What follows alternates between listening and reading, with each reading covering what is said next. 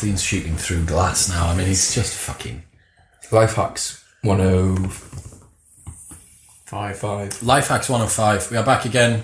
Say hello. Johnny and Yusuf from Propane Fitness are here. So Life Hacks is the most requested episode that we do, and it feels like the lowest hanging fruit. I reckon we could just make another channel that's just Life Hacks. Definitely. Just do this full time. Although, Johnny, you seem to think you don't have any. No, I don't. I can talk about you can't see the wood for the trees, that's why. You are so optimised. So I don't greased the groove too hard. Your threshold is too low for Life Hacks though. So Chris had... Too high. Yeah. Chris had a dairy product on his. Yeah. Well, so, do you know what I mean? Right. Yeah, frankly, yeah. Do you want to open up, Scobly? Sure. So, Johnny has my list. This is my list, I don't know what you're talking about. Just because you haven't got any life hacks. You're not so gentle with the glass. I will. So I'm going to start having to categorize these into like physical, digital, financial, and then different rooms. But my most recent one, which I'm so excited about, is a shot duffer, which is an Arabic word for bum spray. Now, I got one of these fitted. In my bathroom recently. £50, high pressure bum spray that just... So, right, this is the justification for a product like this. Everywhere east of here, everyone has a shot duffer. But if you...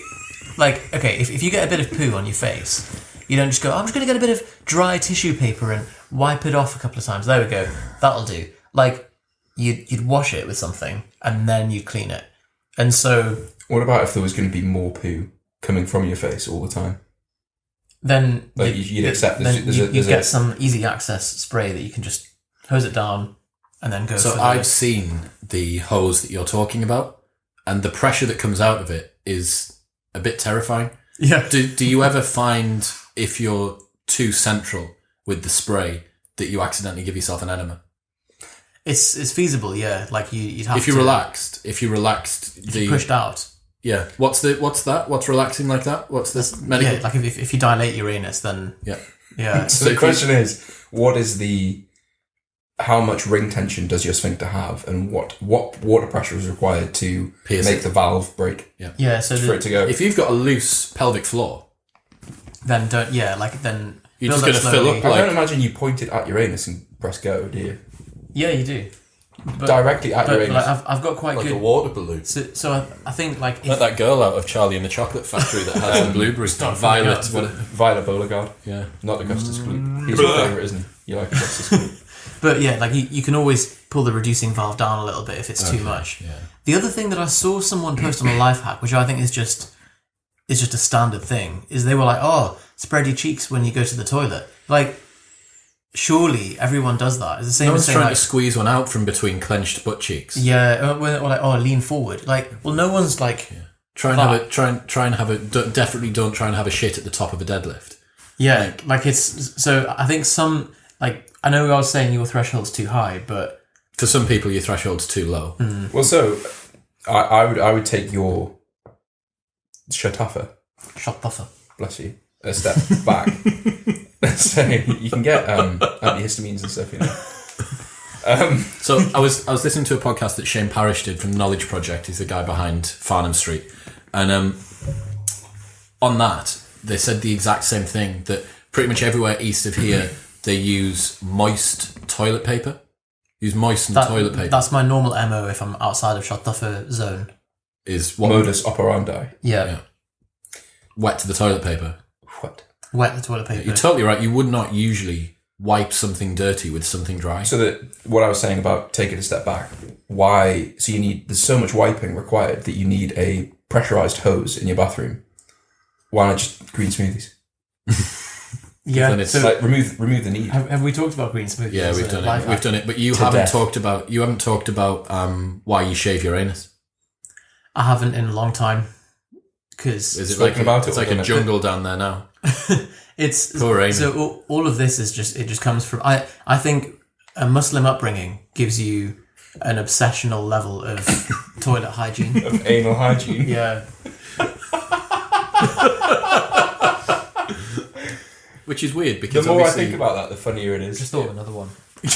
anal hygiene. It's nothing to do with... Do you know, I just want to, just for a segue, the last time I looked at Yusuf's laptop during one of these episodes was when we did life hack fails, which never made it onto the podcast, but when I was reading his list, so it's one of the funniest lists I've ever read in my life, but one of the things it said was just joined a cult. So if and you I want, really, really want to know. We're going to have to get onto that with life hack fails. if you want to hear the life fails, the 101 episode, comment below and he'll do it because traffic. Because traffic. Because traffic. Right. Can I be back? Do you want to go, Blob, or do you want me to go? Well, no, I'm reeling from the anal hygiene, to be honest. Okay, have some time. All right. Have a Well, think. so my probably one of my biggest tips related to anal hygiene is, and this sounds so basic, but it's also a bit of a weird thing to say, but a lot of people talk to us about their pooing. Like, I have a lot of conversations with a lot of people about their poo. And I suppose we tell people what to put into their bodies, and so they and think what like, comes out is the product of that. The easiest way to just make pooing a brilliant experience, like set your watch by it, just up your green vegetables, like 500 grams to a kilo of broccoli a day, and I guarantee you won't have any problems. You have to eat 500 grams to a kilo of broccoli a But day. that's not that much.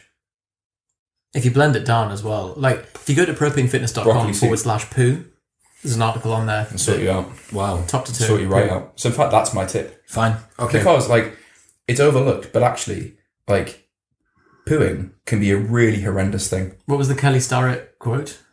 If you wake up every morning with an erection, if you're a man, or you have a penis, wake up every morning with an erection and have a poo every day, then you're probably quite healthy. Physiologically, nothing to worry about. And that, like, as sort of metrics go, I really like that. But There's a famous like old doctor, you know, when doctors were like polymaths, Mm-hmm. and that has a quote like, "There is no greater pleasure in this life than a good bowel movement." well, so I really agree, and it's also strange that making anything go out of you feels fantastic, and there's very few. I can't think of a single exception to that. You just want it out. Just up your green vegetable intake. So dark leafy green veg, broccoli. Just add it into your diet. Should we move on from colon? That was my tip. No, yeah, I know. All right.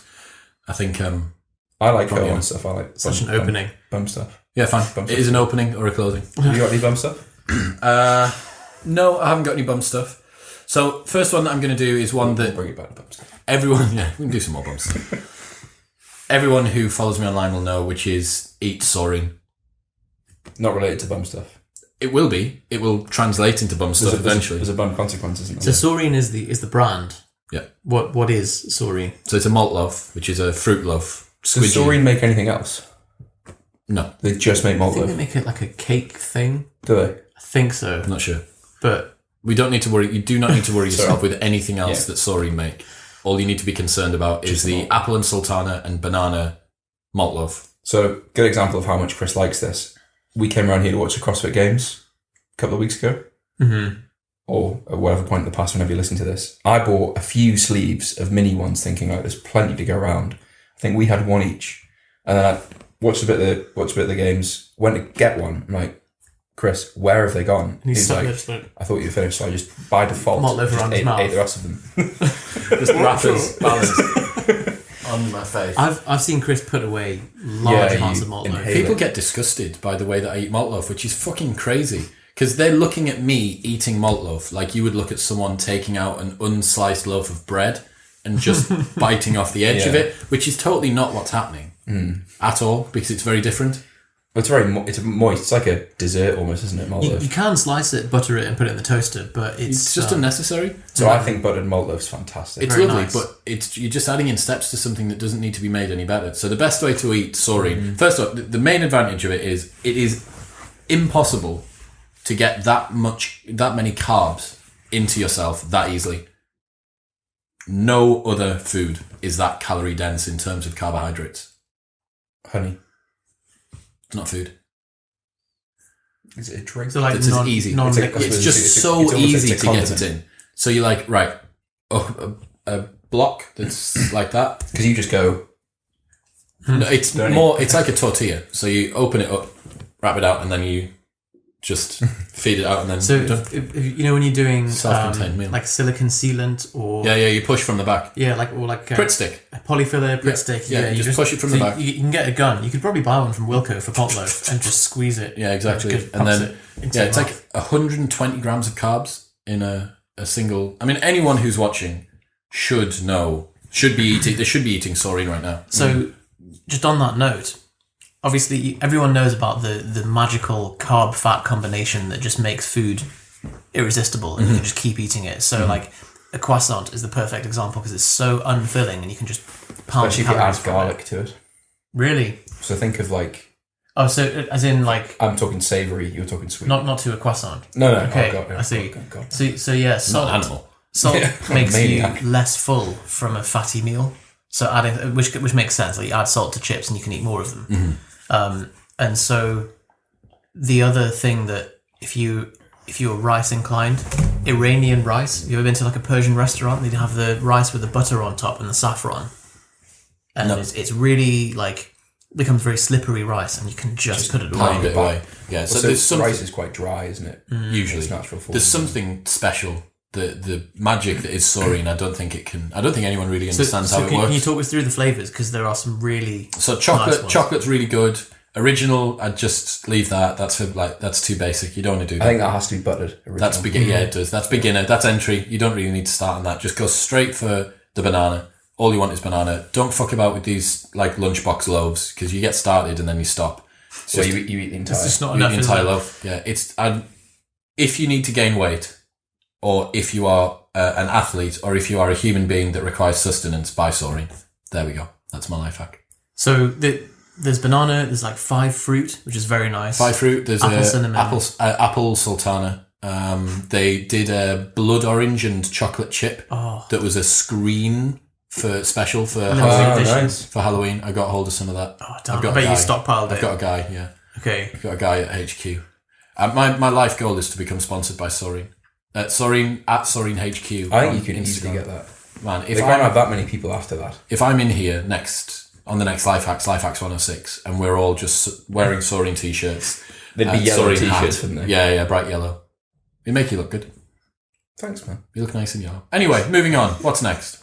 When It's has Johnny gone. worn yellow? Luscon.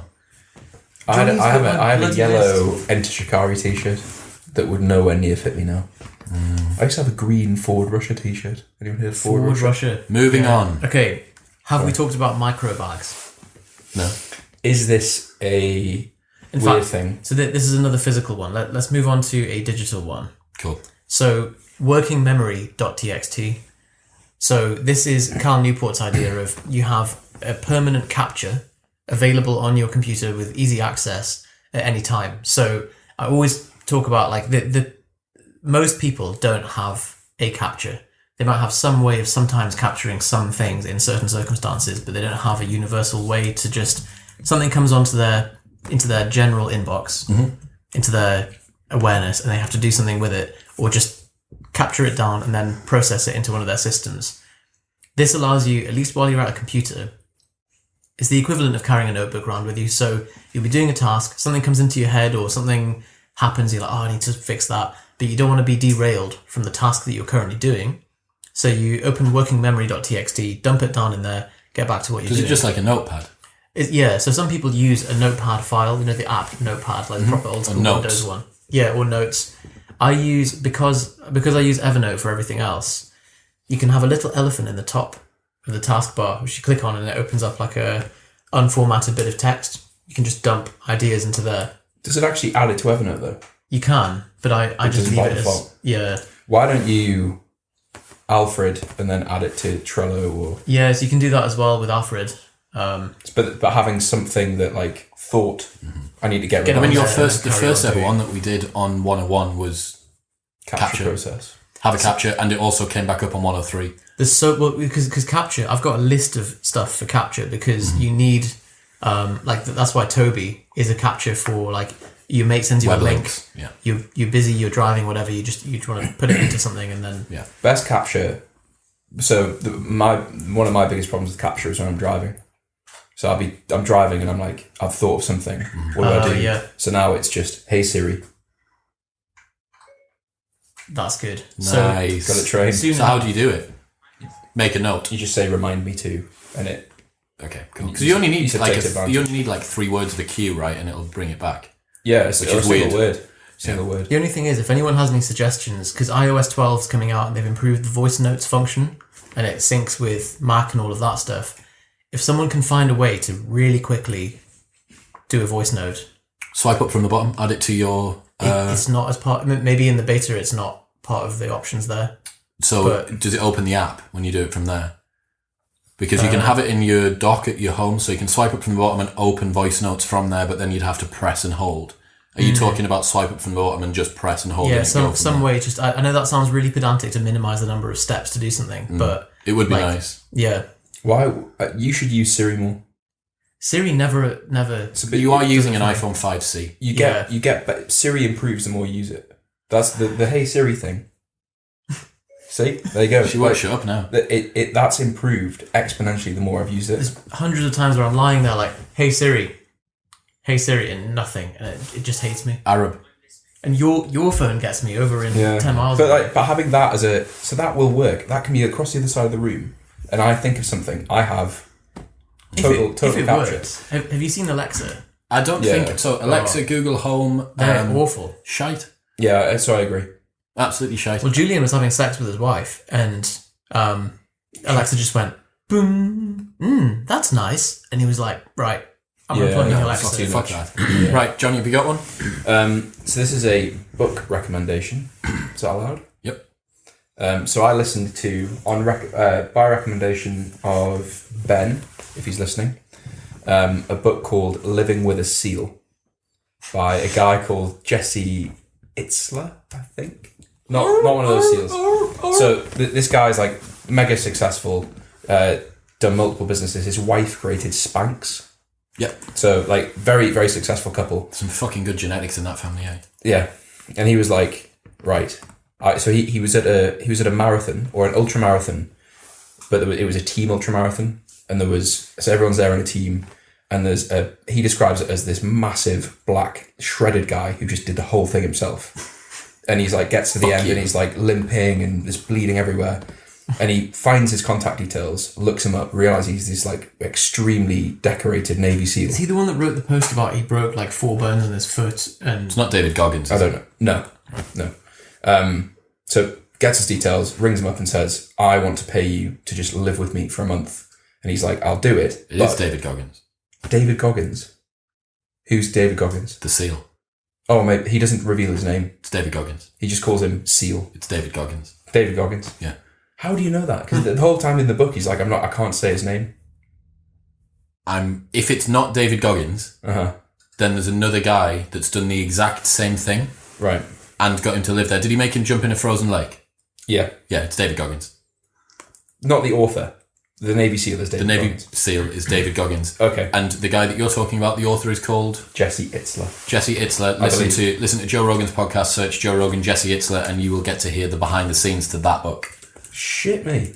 where he says exactly what it was like. It's like and Inception. he made him jump in the. I'm just watching Johnny butcher Alfred, and Why? it's really upsetting me. Why did I butcher it? So he's it's the equivalent of watching your mum like type HTTP. What? Because I did colon. Chrome. I did Chrome and then use Google. Yeah, Yeah, it's just inefficient, and isn't then move the mouse over to the little arrow. But So- it was effective. I'm going to do. Hold on. Okay. Well, I mean, what have you got the laptop out for? To check it was Jesse Itzler. Yep. So the reason that that's a good book Yep. is you realise, so the whole time the guy's like getting woken up at 4 a.m. and made to run 9 miles and So then... did he pay this man to just? Yeah. David So Goggins. the only condition is that he has to do everything that he tells him to do. Mm-hmm. So he builds him up to the point of doing 1,000 push-ups in a day. He's making him running in the snow. It's awful. 1,000 push-ups a day is not that bad actually. I mean, I'm It's like every 20 minutes you need to do a little set. every hour you do 100. I think For an untrained person. You're not factoring in the cumulative fatigue by the time you've done like 800. So I've done the Armstrong program where I was doing 400 a day, like in the morning before I went to work, and that was. Did you went to work with an unbelievable chest pump? Yeah, didn't just you? like. Did you build up? You built up to 400 a day. I did, yeah. Like so This guy's going from scratch. this is from first day. 0 to 1,000 a day in a month's time. Okay. But anyway, so the point is, I think we get so many people saying like, I can't do that because I'll overtrain, or I can't diet like that because I'll be too hungry, or like I can't wake up early because it's too difficult. You listen to this and you're just like, bollocks to that. Like, this guy's getting woken up. Like, there was one thing he did where he made him go for a run every 2 hours for 48 hours or something. Yeah. And including sleep and stuff. Yeah, he wakes up every 2 hours. And he like goes in to get the David Goggins, but he calls him Seal, which I think's better. I think you've ruined it for me, actually. Sorry. Goes into Seal's bedroom, and he's sleeping in an oxygen chamber that he's created in this guy's flat. Why? And just because you've got to be ready for anything. Oh, I see. Like, this whole philosophy I was giving it the big one about all the like push-ups, but actually running every 2 hours, even if it's 100 meters, no way. Just so then he makes him get into that icy lake, and he like it turns out that the lake's a lot colder than they expect, and then he has to run up a mountain. Like, I sat and thought about it, like, I'm such a little bitch. Yeah. Like, this guy's just got into Navy SEAL training for a month. Sounds like a great book. I'll get a hold of that then if you'd. That's cool. And so that's the take home is, like, I think he says at the end. How do I get back to it? I don't know. The take home is like, your body will adapt to pretty much whatever you throw at it. Yes. The hard thing is putting yourself through that process, which is why you need accountability. And I think accountability and someone to direct you is the main the main missing part. Of what most people have got. Yeah. Like, for instance, recently I've started on programming from Warrior Programming for CrossFit as part of my rehab, and I haven't missed a single day. Like, up until now, I've always missed days of training, but I know if I miss a day of training that it's going to pop up on Fitbot to my coach, and water on Scoob's laptop. He's going to go his brand new laptop. Someone get something. What? It's not even anywhere near it's just on the metal. I know, but it's not my laptop. Anyway. I'm so sorry. Right, so I am going to do swipe right on Spotify. So if you use Spotify on your phone, this is unbelievable, and I only found out about it by accidentally doing it. So if you go on to open up Spotify, browsing through tracks that you want to play, if you press and hold on a track and then swipe to the right, you'll add it to the play queue. Johnny's doing it on the album art. You fucking... Dear me. Deary me. Yeah, swipe right to add to a queue, and what's really cool is you can start a playlist, so you can be playing through a bunch of songs. Swiping left. It can be queued. There you go. So that'll play next, and then it'll jump back to the playlist you're in. So let's say that's lovely. I hate having to interrupt a. Yeah. So let's say that you're listening to an album and you're like, oh, I'm listening to Bring Me the Horizon's new album, but I really fancy just having 3 songs from Misery Signals and 1 from Yumi at 6 in there. Quickly jump out, search, swipe, search again, swipe again, and it'll play those in order. Then jump back to the playlist that you're in. And it's like, that is. Especially for training, it's like making a miniature playlist immediately. And then if you've got your saved songs, you can create a little order of them by doing it that way as well. It's really cool. So yeah, you should absolutely Swipe right do on that. Spotify. Swipe right on Spotify, man. Okay, so back to a physical one for me. Micro bags. I can't remember if we did this in 103, but these are BPA free, so bisphenol A, which is one of these plastics that releases estrogen.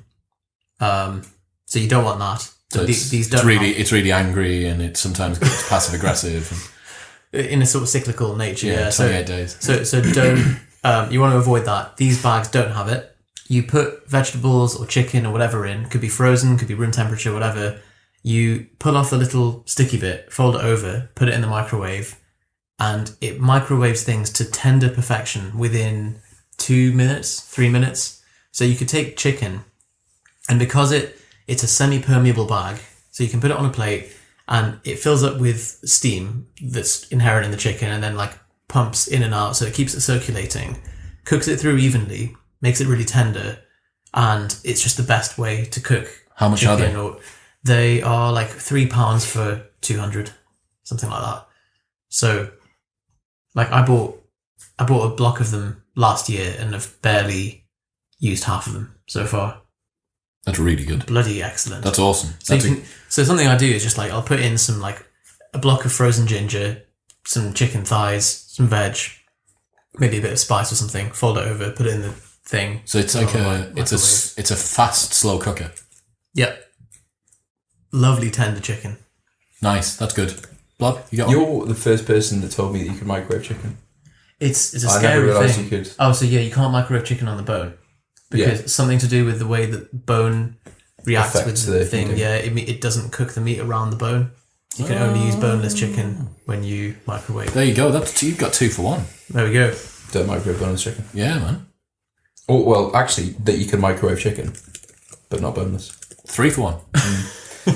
Have I mentioned my coffee machine? No. Can you remember? No. So this was, I'm stealing as well, but this was mentioned. This was recommended to me by someone else. That it's a really cheap. It's 40 quid, which in the context of like a coffee machine is not very much money, and it's just a drip filter coffee machine. What's the brand? I think the pod coffee machines are like 70 to. Oh yeah. I can't remember the brand. I can get a link for the show notes. Show notes below. But basically, it's a cupcake filter, which is metal mesh. So there's no you don't have to get the paper filters. Yeah, okay. And it's got a special name for the thing. It's very similar to the thing you've got in the office. Okay, yeah. But just having that on a timer for 6 a.m. has been a massive shift for me. It's 40 quid. Because it means. And what does it take? Ground. Ground. Yeah. So I also bought a coffee grinder, but I'm a bit of a coffee snob. I wouldn't just have aficionado. I think aficionado. Yeah. You don't mind. That's the thing. That's the difference between aficionado and snob. Because you don't mind having shit coffee. Yeah. As long as you have some coffee. Yeah. But you can also appreciate. So when I'm at home and I can make some nice coffee, I like to. So I put the grounds in the night before, and then I walk downstairs, And you've got coffee. and there's a hot jug of coffee that's really nice that keeps it hot. And you've refined the blend to. So you can set the strength and set the obviously the amount of water, and the amount of coffee. Mm-hmm. I'm getting deja vu about the coffee machine and the Spotify swipe right. Haven't done it. So the Spotify swipe right is definitely not. I've not heard that one before. No. Okay. And that one wasn't. He's done. He did take coffee into work to save you money on. Oh yeah, the double contigos. Yeah. Yeah. So don't worry, man. Okay. So next up for me, I've been wanting to do this one for ages, and I didn't really know how to put it across. So if you are in this day and age and you're still using the word gay as a colloquial, casual word that essentially means rubbish, you're just asking for trouble.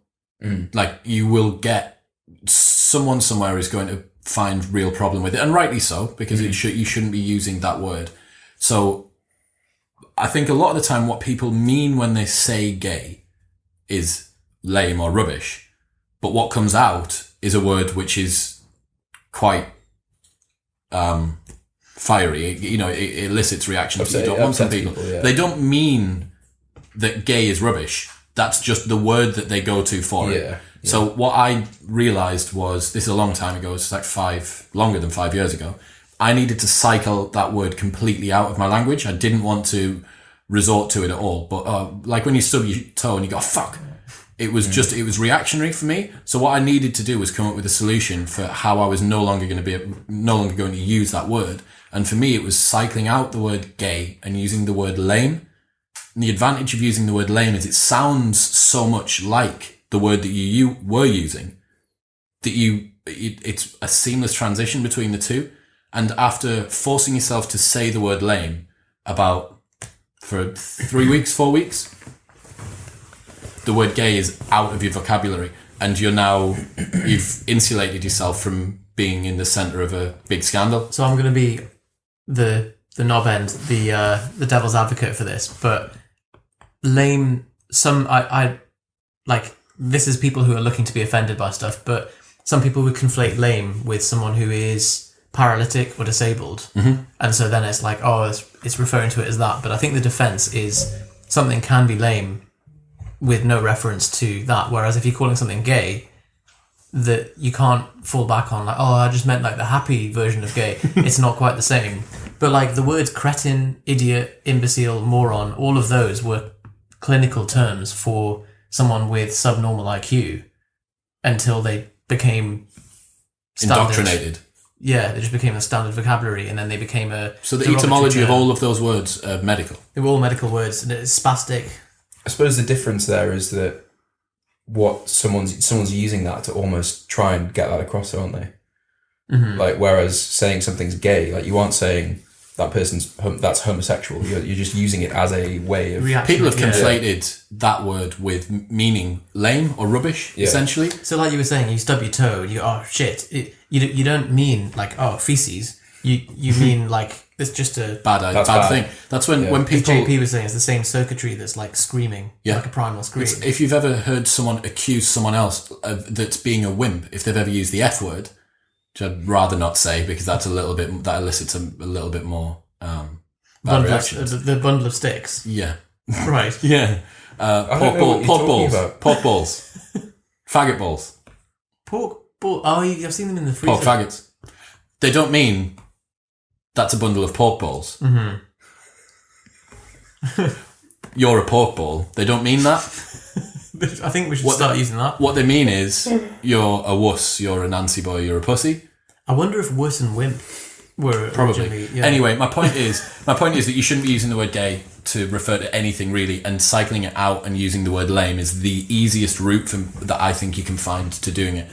And once you start doing it, lame actually sounds. A lot of people understand what you mean a lot more effectively, and it sounds quite good. It's a nicely rounded. There are some gay people I know that use gay as a derogatory term as well, but I think it's almost like black people using the N-word. Yeah, it's kind of like a semi-ironic. You're allowed to, thing, isn't right? it? Yeah. You're allowed to. I'm just like the reason I'm laughing. Each other packies. I was laughing at the video from Who Is America. Yep. Definitely watch that series. Fantastic. Well, in ISIS, if they think that you are homosexual, it is the worst thing that could happen. So you need to drop the pants and shout America, and it's on it. Definitely watch it if anyone hasn't. It's worth watching as well. It's not really a comedy; it's just frightening. Yeah, it's really a social experiment by Sacha Baron Cohen, trolling all of America, isn't it? Have you seen Rowan Atkinson's thing about offence recently? He's got in a load of shit, right? I don't know how much trouble he's got in, but I think it's fantastic. I haven't seen it. He's basically saying like the culture, the society is moving more and more towards this idea that we should protect people from being offended, and he's saying actually the flip side, like people should be getting offended all the time because it's the only way to insulate yourself from it. This nanny state culture is what the snowflake kind of community in America's come from. I don't know. I'd be interested to hear in the comments below if viewers from America do see this, but to me, everything we see from America that comes out is kind of like a sitcom. I can't tell the difference between a seminar that's got someone shouting at Ben Shapiro and an episode of Arrested Development. Like, do you know what I mean? It's just all one and the same. This is Poe's law, isn't it? Where if you were to, on the internet, if you were to try and caricaturize and do a sarcastic post or something about a view, and it's taken seriously, or you can't actually caricaturize it enough. But I'm going to have to find the exact definition. I understand what you mean, though. So yeah, my point is that in America at the moment, it does seem like there's this like hyper snowflake, super protectionist nanny state kind of. That it seems like a parody. So this was it. It was like, without a clear indicator of sarcasm in the author's intent, it is impossible to create a parody of extreme views so obviously exaggerated that it can't be mistaken by some readers for a sincere expression of the parodied views. Mm-hmm. So that's the problem. That's the problem when people take real world examples to extremes. When people become offended at absolutely anything, you can't take the piss out of being offended at anything because someone actually was. Well, it's impossible to parody a creationist in such a way that someone won't mistake that for a genuine creationist article. Yeah, fair enough. So, but yeah, so my point was really just leading on from what you were saying, which I understand. It's like, don't say this because it offends people. But it's like in the same way that, you know, people are now opposed to vaccines. Like all that is exposure to something to build resilience to it. And actually, like, the more you insulate yourself, the more sensitive and raw you become. Precisely, because eventually you will get offended by something, and then it'll be cataclysmic. Yeah. But there's some things that I think that you shouldn't. There's certain areas that you can avoid being offensive in. quite easily. Yeah, And especially when it's not needed. Language is one of them. I'm not asking you to compromise on your views. I'm not asking you to change anything about the core tenet of who you are. I'm just saying the way that you express yourself could be done in a way which loses you nothing, but gains someone else a lot, and also gains you a lot as well. Yeah, so I think the key thing is like You net a huge positive. it's saying things unnecessarily, like because all it is just lazy language, isn't it? Really, it's like a filler word. Yeah. And if that's going to offend someone, it's easy to change. Fuck it, swap it out. Yeah. And if you want to stand a hard line on like First Amendment, then sweet, but It's a weird thing to take a stand on because it's an accidental homophobic comment when actually like it doesn't reflect anyone's views a lot of the time. Like, and if it really does, and you're a true homophobe, then all the power to you because you're being as authentic as possible. yeah, true. You're living with virtue, but you're going to get lynched by some Even guy. then, it's not really still being used correctly. So like, Actually, yeah, you're right. it's- If nothing else, what we're doing Like, here not is accurate. correcting the Yeah. use, Like that correcting the is use gay. of the Yeah. word. Like, if there's some homosexual squirrels and you go, that's gay. Correct. good. Yeah. Yeah. Correct. Docking. Pick. Dick to dick. Right, come on. What's next? We needed a gay man on the podcast. For I'm still searching for one. I was going to use my hairdresser, What was but it you went for? to I can't remember. to work out if you're a bummer or a bummy. Someone replied, didn't they? Sure, we had a message about it. I didn't. Someone saying I'll come on the podcast. I think we maybe had a message. Someone giving us an answer. I can't remember if it. Yeah. Right, next. Scobly. Is it your turn? It's you. Okay, so mine is digital is not always better. And I think this is because, like, since we're all so far down the life hack rabbit hole, it's easy to think that, like, if we get the smart light bulb and the smart lock and all this stuff, like, maybe just me, like, I always think, oh, great, it's a new development. Now, I saw a smart lock that was $100 to buy, clearly millions of pounds of research. Why went into dollars? it. It's like an American company, like on one of those Kickstarter fund things. Right. Okay. Millions of pounds of research into it. And this guy, who's just like a handyman, did a video about it. And he was like, right, so I'm going to look at this lock. It's got a fingerprint sensor here. It's got a really like special encrypted lock mechanism and whatever. And he was like, right, let's just turn it over. And the back, he just with like a sleeve and a little little bit of sellotape or something, he just twisted the back and it came off. And then there was a single screw, unscrewed it, the battery was there, pulled out the battery and the thing just unlocked. And he's like, right, so yes, it's very secure from the front, but If anyone gets it off, you can literally just twist it off. He's like, this wouldn't require any equipment apart from a screwdriver. And so... Surely for it to come off, though, it's no longer on the door. In which case, how is unlocking it? so it's like a padlock that you can flip right. up. So I think really the non-secure. core value of what you're talking about here is that we always presume that newest is best. Yeah. And the reading guide that's available on fs.blog, which is the Farnham Street blog I'm currently addicted to. Thank you very much, George McGill. On that, they talk about people never want to read books that are more than 10 years old. It's like, well, the classics are classics for a reason. They've lasted hundreds of years. Yeah. Like it's, If Marcus Aurelius' meditations have existed for thousands of years, why do you think people still read them? I'm reading that now, actually. Unbelievable. Yeah. Like, you know, and the same with fiction. People think that what's shinier and has the most clickbaity title is always what's best. Mm-hmm. Like, there's tried and tested solutions. That's not to say like, oh, well, horses have been around for ages, therefore we don't need cars.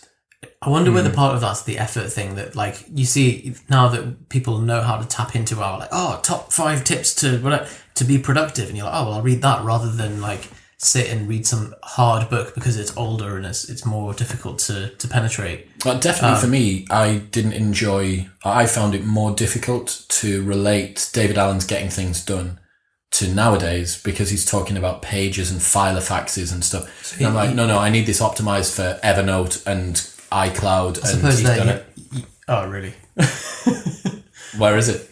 On Getting Things Done. They have a membership website. In fact, you know what? I'm going to wait. I'll talk about that in a moment. Okay, so just on the digital is not always better thing. I got a couple of smart light bulbs after one of our friends was raving about the Philips Hue. He's like, oh mate, it's excellent. I drive into my house, my garage door opens, and then the lights come on in sequence, my kettle comes on, and then like these, I get kicked out of my mattress and these trousers, I get put into the trousers, and then the toaster comes up and the jam. And then my dog called Gromit puts on the wrong trousers, and then we go to the moon. Wrong trousers. And so I got a cheap version, but now... No, you've bypassed very, very quickly the key issue. Which is like, I got the cheap version. Yes. I did, but it wouldn't be any... the problem I'm going to describe would be no different with any of these more expensive ones. And that is that it renders your light switch redundant because all the light switch does is activate the Wi-Fi. And so if you switch it off, you've turned off the smart function.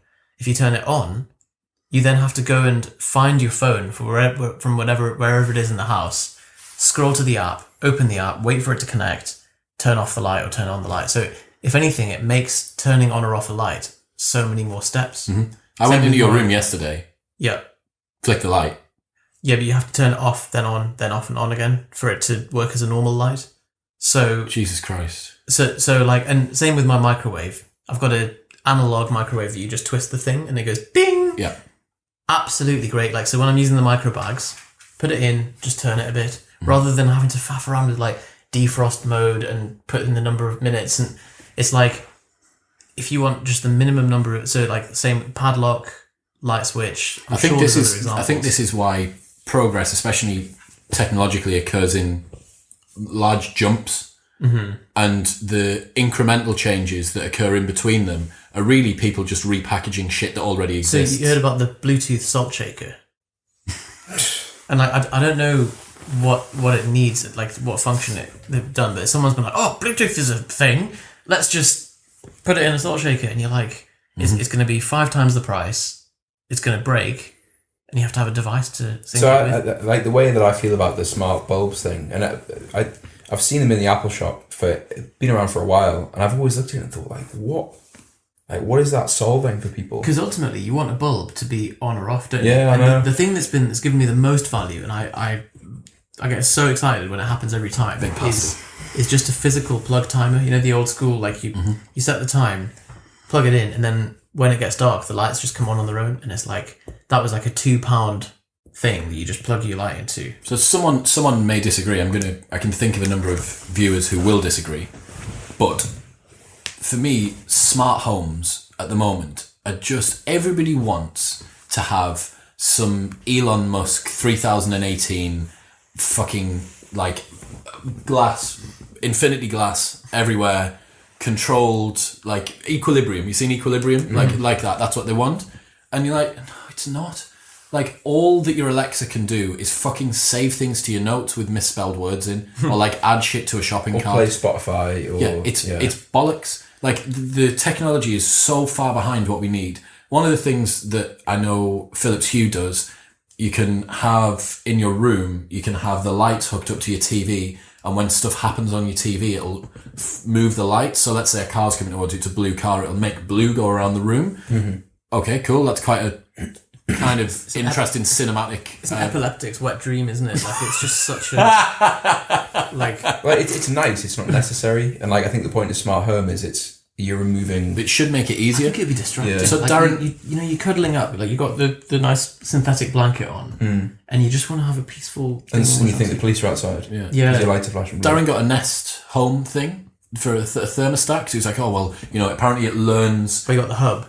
Careful, because maybe I don't know what he got. He got Nest supporters. So he got a thing, and he was like, so it learns when you're at home, and it turns it up and turns it off, and it's supposed to make it. He's like, but because I don't have a routinized life, I'm getting in and the house is fucking freezing from work, and I'm getting back and it's not that, and it thinks it's learning. He's like, I've just turned it off. He's gotten to the stage now where he's using what my mum and dad use, which is the switch on the front of the boiler. Wow. You know, the one that's inside the timer. He's going straight to the mainframe and... Oh yeah, he's bypassed everything. So yeah, I think technology isn't always better. It's a real Sometimes nice one. it is, but yeah, like just because it's a needs to smart be thing. fucking selective. Yeah. Like if you're buying anything smart for your home, I think you need probably at least twice the scrutiny, if not more. Just like have a problem that you're wanting to solve. Don't just think like And the mistake that I had with the light bulbs is there was no problem I was trying to solve. I just thought It's just exciting. Occam's Yeah. razor. So an example is the coffee machine. Like, that's not complex. you want It coffee in the morning. solves a problem, So- or it makes something that I already do a little bit quicker. The most direct route between that, which Not like, because so the person who recommended you said got all this stuff, it's Ben. If Ben's watching, this is all your fault.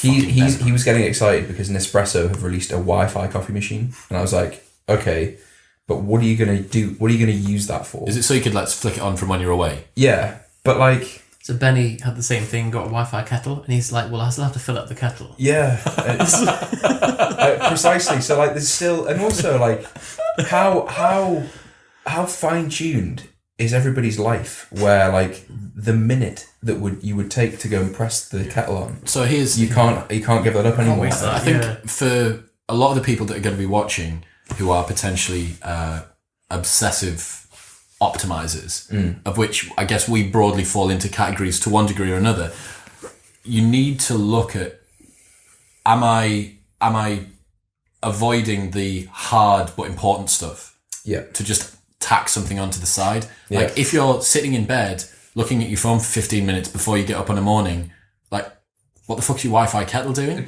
Like, exactly. That is lame.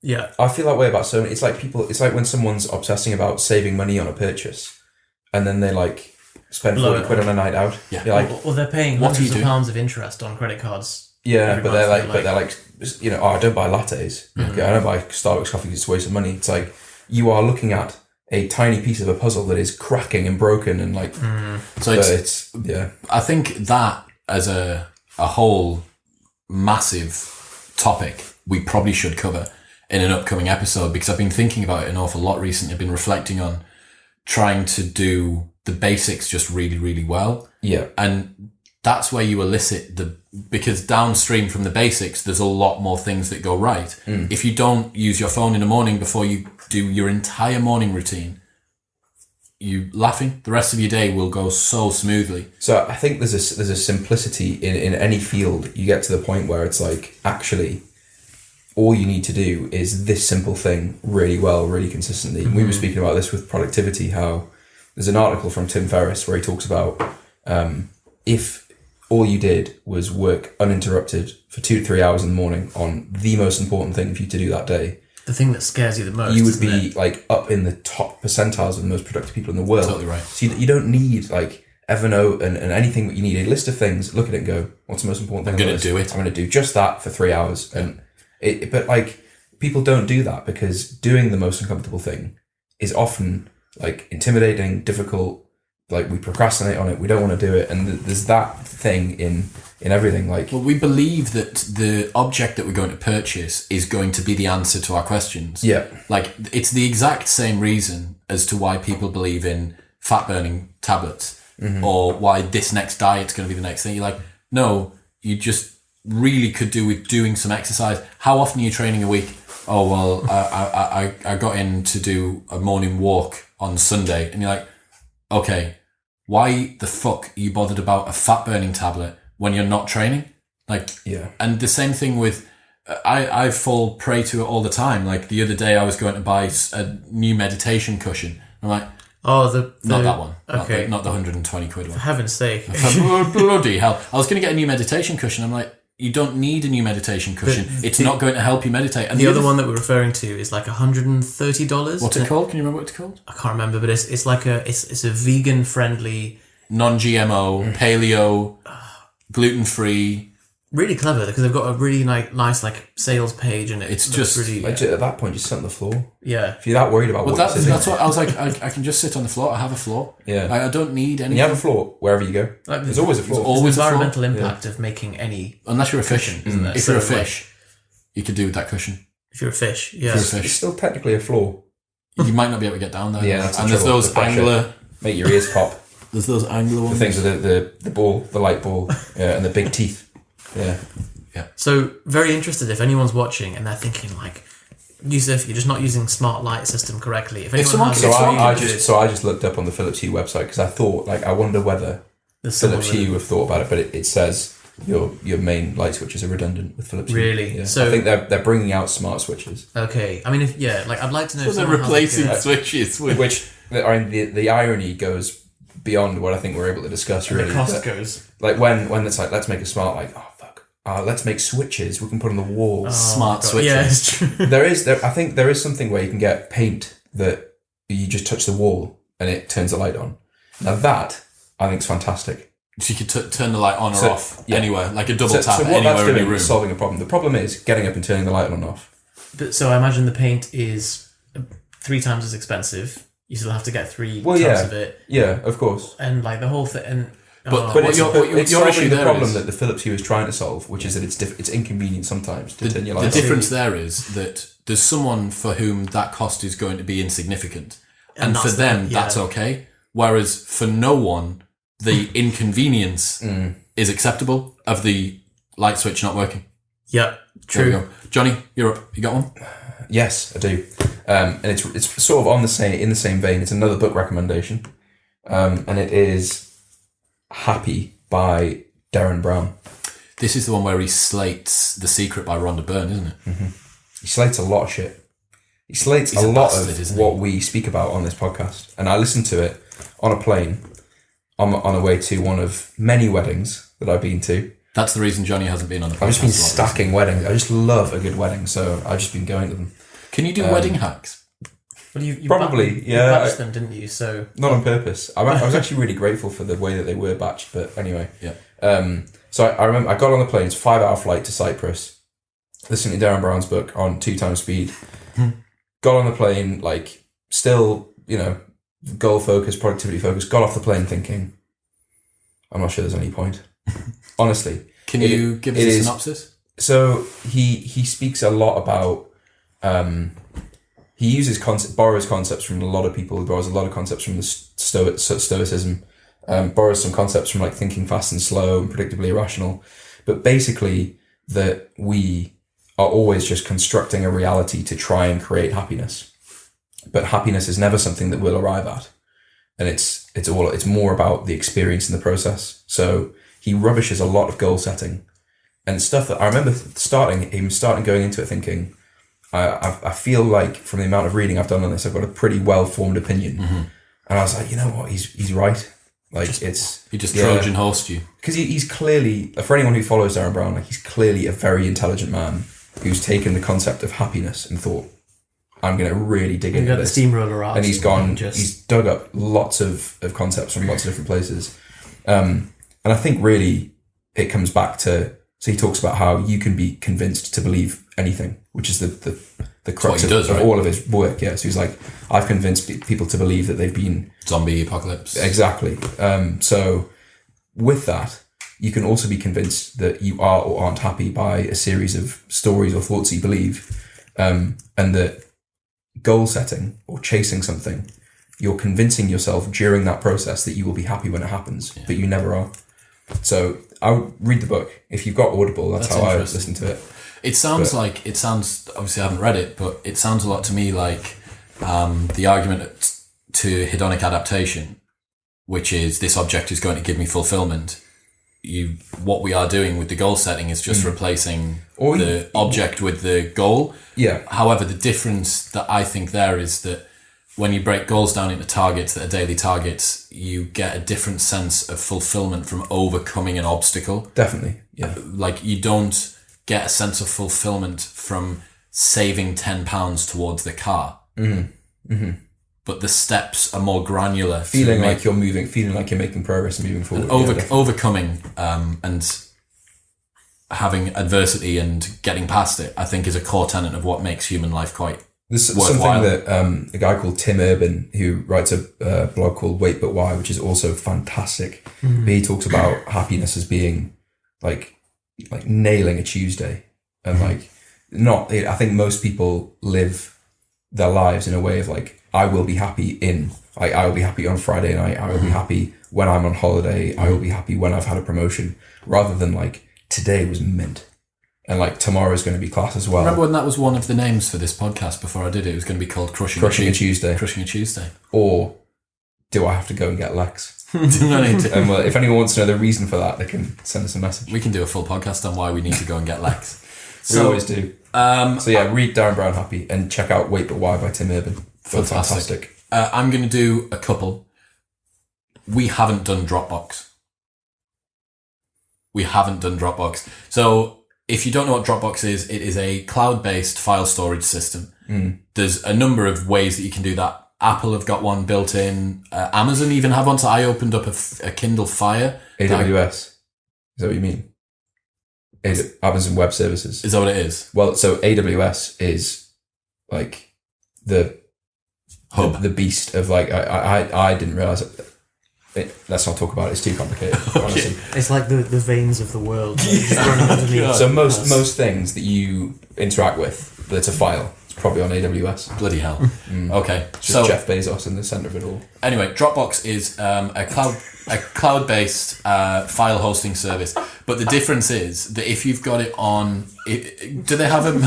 What's funny? I'm just convinced that Dropbox and the other two were on one of the previous. Oh right, I see. Mate, it's not. If there's anyone who listens ardently to the, I've got them written down. You got all the ones that we In covered show in notes. each one. Yes. Fine. Well, I was Dropbox hasn't been in there. Was there any? As soon as we move onto this screen, Yusuf will have onto a laptop. There'll be a very good reason why Yusuf does or doesn't do anything. Yeah. And so But know you use Dropbox. Move on to but using a laptop. We're in your domain. We're in your domain now. This We've is where, stepped into your this is one of the most optimized pieces of technology I've ever seen in my life. And I know you don't pay for Dropbox. But I'm basic. I don't know how to I don't pay for Dropbox. Yeah, but you if I knew how to code, I feel like I should probably sit and learn how to do it because it would help optimize things a lot more. But you still get a lot out of the user interface that Apple provide. I see. Yeah. You're absolutely what? Nothing. I'm just waiting. I suppose this was Chris's life hack. And now you and I are just having a chat about will you fucking stop paying for Dropbox? Well, yeah. So that's where it's coming round to. I suppose. But you have a very good reason for that, which is because you have a system that's very. Most people don't have a system that's as efficient as yours. I see. The reason that Dropbox is do a Webby. He's doing a webinar on laptop. What's it? Alfred. Just pure. It's just on Alfred Because I think that the laptop optimization is a whole other webinar. I think that's tomes of books, isn't it? This is that's a university curriculum. It's a degree. So, oh god. Right. The reason that you need Dropbox mostly is not because of the fact that it's able to host files online. It's the integration and how seamless it is. So if you download the app for your Mac, you have, or I'm going to guess there's an equivalent on Windows. If you're on Windows, get off. Exit now. Get off the podcast. Yeah, just fuck off with you. Get off. This is not for you. Dropbox for Mac makes all of your files inhabit a native folder on Finder, so you can browse them as if they're files on your computer, which they are, but then the app on your phone also does the same thing, so it's a much more natural way of browsing through your files. What are you grinning about? I'm just waiting. Oh, here it is. It feels an awful lot like, have you ever seen in volleyball, what's the thing before the spike? You know, they have them by the net. It's the layup. Yeah, I've just done this, and you're coming in. Been running over. Yeah. Well, so I was ready to pay £10. 50 to £80 a month for Dropbox when they launched Dropbox Infinity, well, they were going to. Yep. And then they redacted it because it mustn't have fit with the file architecture of if Dropbox would bring out Infinity, and if WhatsApp would bring out WhatsApp Business for iOS, you'd make him the happiest man. And probably the poorest man as well. So instantly just go for the... so the Dropbox Infinity is the same as what Chris is describing, but... It's everything. Yeah, your entire laptop. So your laptop would be But Dropbox. it's the key things that you need. So for instance, all of the audio files I have, as soon as I bounce them down and I master them, I put them in one... Put them in one folder. Video guy Dean has got access to that, and I don't even need to email him. Everything's put on there. If you want to sign up to Dropbox, there will be a link in the show notes below. You'll get 500 megabytes of extra space, as will I. Thank you very much, because I need it. But you should download it, and you should have a crack. Download the app. The app for iOS is really slick. You can browse through things, and you don't have to save stuff. You can preview files, preview video, preview sound. It's good. It's good for you. You should. Also, like, so I do pay for Dropbox. Do you pay for Dropbox, Chris? No. I get a terabyte of storage for £8 a month. Fuck. And I think that's pretty bloody good. Like, I think you're going to sell Chris on it soon, and then you'll both bully me. Yeah. You'll get it. but you don't need it. Like, you probably have 4 instances a month where it's like, if you had Dropbox, And make it easier. and you would, like, I'll be terrible with it. Like, I'll be underutilizing it, and Oh, I see. but you would set up a little, like, an ecosystem, and it was. So let me give you a really good example of how we use it for our business, right? So we have all of our artwork that all of the managers need, and the best of the albums from each week that get updated. So I'll put the artwork in. The guy that's vetting the album from the night before will save good photos in there as well. And all of the managers have got access to it on the phone. So when they need to do a social media post, all they do is just go in and everything is as current as it needs to be. I've put the most recent artwork in. No one ever needs to ask, where's the flyer for this week? No one ever needs to ask, I need a photo for this new Instagram post. So, in there. So the guys that do social get fed from the back end from the guys that are doing the post-sale service, and I get the artwork that comes in from the designer. And yeah, it's pretty... Any collaboration with big files, like we do all of our podcasts with Dropbox. It shits all over WeTransfer and stuff like that. Like, who the fuck's using... WeTransfer is just a big email. Yeah, it's a big email. Like it's good for a one-off. It feels thing, I that suppose. purpose. Yeah. Like 10 gig of... You need to shift like a 2 gigabyte or 10 gigabyte file or something. Yeah, fine. Dropbox is also fast. Like, faster than... fucking rapid. Like, if you want to put a video somewhere that somewhere else can get it, like, it's at least for And me, it's private. the fastest. Yeah. Do you know what I mean? Without the link, no one else can get it. Unbelievable. So I use Box Sync as well, which gives you 50 gig free. Yemen. Yemen. It's the same as Dropbox, but yeah, it gives you 50 gig free. But is it? Their service on the Gaza Strip instead of in Silicon Valley. You guys just don't trust. So that's something that... So we were looking at installing a bot, like a support function on our website the other day. And this is... The skill that Yusuf has is, like, I would just pay for the most expensive thing. Yeah. Like, I just see, like... What does everyone else use? What's everyone else using? Let's just pay for that. And Yusuf will always find, like, a cheaper equivalent. And it's probably exactly that. It's not. Do you remember when Ben Harrison was thinking about getting a pair of AirPods and said, I'm thinking about getting a pair of AirPods, and you replied, try mine. And Johnny said, oh, have you bought a pair of AirPods? I was really brought to tears. And you went. I thought you brought AirPods and you've not told me. And you went, no, don't worry. I haven't. You bought some £5 Bluetooth ones that don't work, can't connect, no battery life. See, this is all fabrication. They work, they connect, they have batteries. It's because I don't have to carry a stupid little dental floss container around with me as well. They can just so Chris and I get increased value beyond the value of the thing from it being the thing. Because it looks like you have a tampon in From it being someone commented on one of my videos saying, why does he have tab ends in his ears? Like, it does look like an Oral-B toothbrush head. So, like, I definitely get value from, like, knowing that I've got the Apple version, like, but I think you get more value from it being a deal, from it being good value.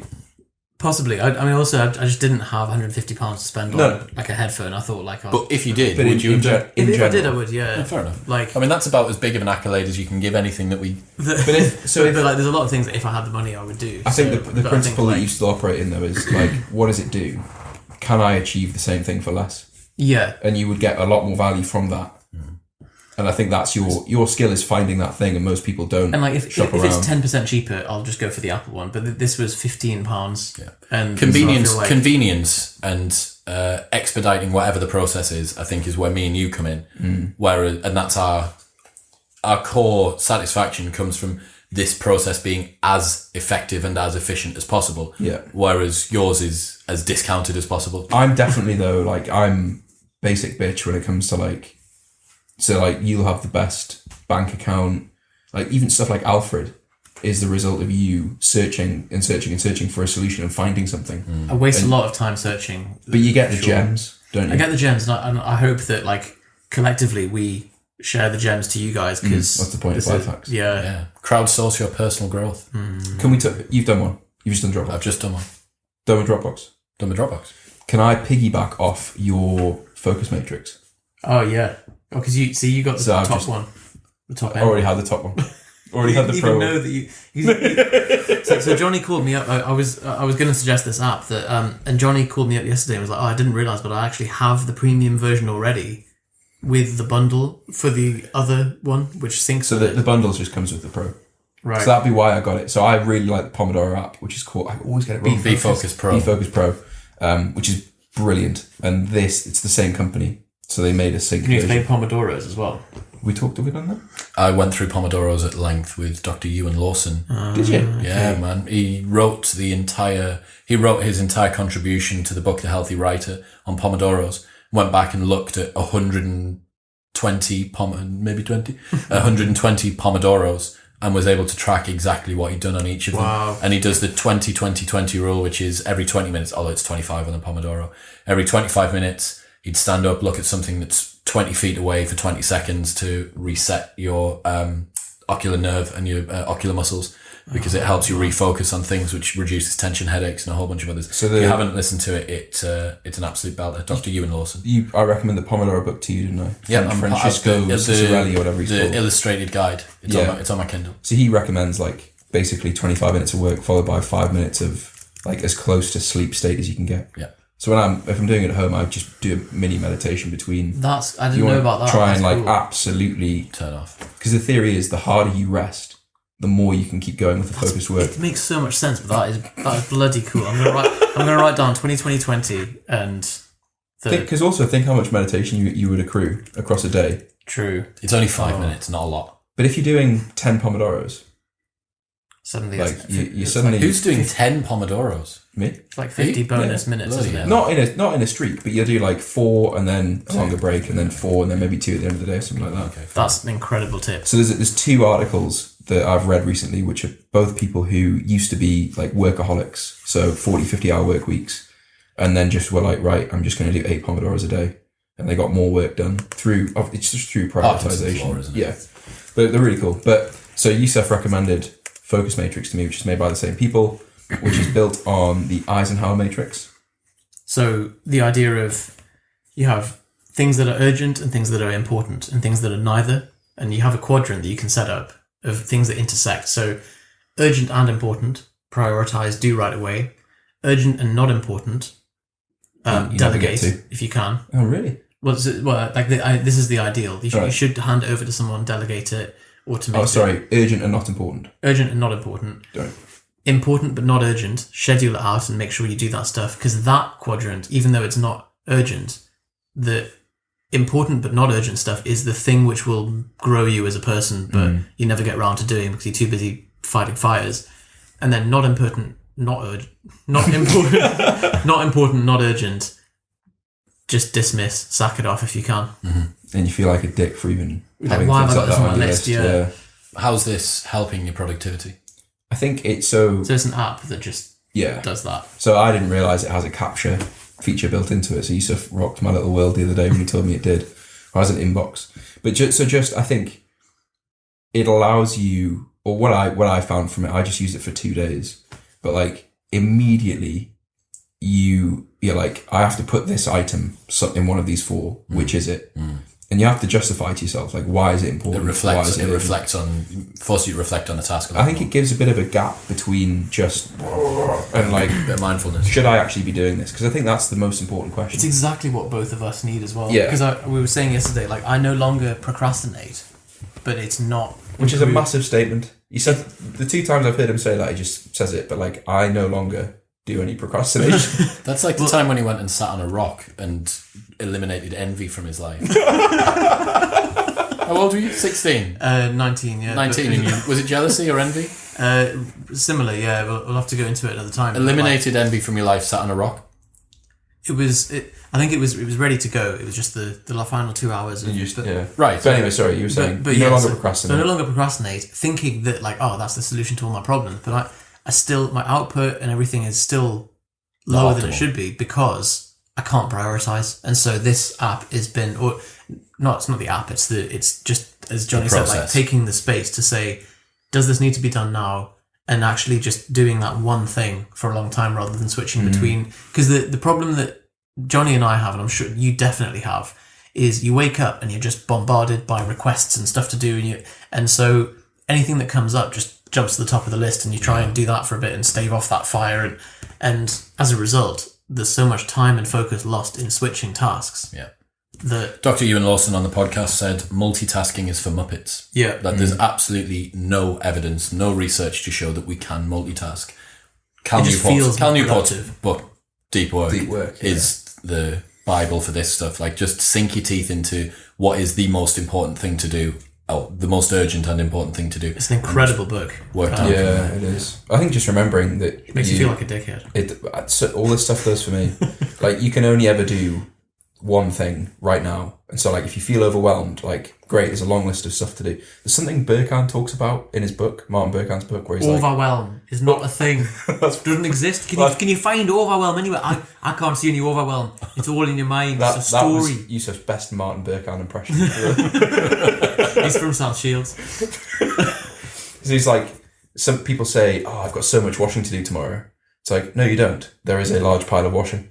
Like, it's a different thing. Yeah. And like someone saying, oh, I'm so busy, I'm so overwhelmed. Like, no, there's a list of stuff. There's a long list of stuff. Mm-hmm. Like, you don't have to identify with the list. You just do the It's first the thing and anxiety the that second thing. like rate of output is lower than rate of incoming, and so eventually I- that's going to happen. And then George McGill, who will be listening, is jizzing in his pants at the moment with the Red Queen effect, which I sent to you guys yesterday. So in Alice in Wonderland, she's talking to the Red Queen, and they're running away from something, I think, and the Red Queen turns to her and says, you see, now you have to run as fast as you can just to stay in the same place. And that is the absolute epitome of informational overload without any effective work being done. yeah, So if anyone's interested in, like, I mean, VAs, virtual assistants and stuff is very much your domain, but like, if you feel like you're doing more than you can, looking at Ari Meisel's book called Less Doing.